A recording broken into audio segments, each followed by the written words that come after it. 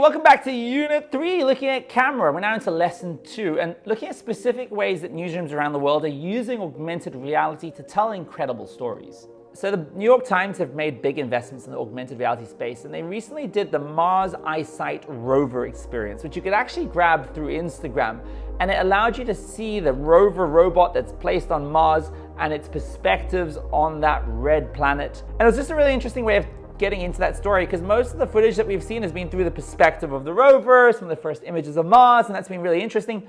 But this gave you a different perspective. It gave you the perspective of the robot. You are able to navigate around it, understand its scale and size in that space. And I think that's really interesting with augmented reality, is that it gives you an idea of space and time and scale of things. It shows you how big something is in a physical space. And you as the audience member have the power or autonomy to kind of dictate how you navigate around that environment. In 2018 for the Olympics, the New York Times actually did some cool augmented reality stuff on their app where you could see how Winter Olympics play out. You could see a big ski slope and understand the dynamics that athletes go through in their various disciplines. And again, it was just a really different way of covering sports. You normally see the flashy headlines of a skier making its way down the slopes, but this time you could kind of take a step back and see models of how these sports are actually played out from a kind of God's eye view. Some of you guys might know that the future of food might include eating bugs and new types of protein. And The Economist did a really cool series of Snapchat lenses where they looked at the future of foods, where you could actually visualize what some of these future dishes might look like, including crickets and other bugs.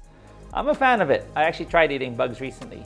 And the Wall Street Journal did a cool AR piece looking at how to carve up a turkey. Of course, every year people have to do it. It's an incredibly nasty job if you don't know how. They had an augmented demonstration. And at #OurStories, we actually took this concept and applied it to pumpkins during Halloween. And it's got machine learning. So it actually identifies that it's a pumpkin.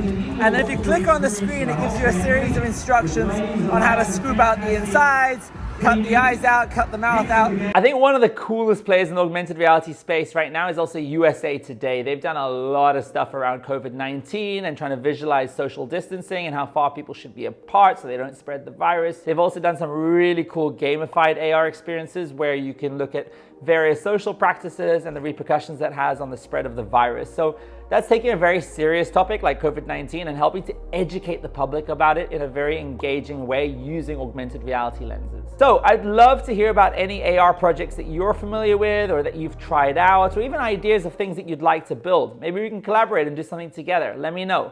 Thanks so much for watching Lesson 2 of Unit 3 of this Fabo module, but there's still much more to come. We're going to be talking about drones.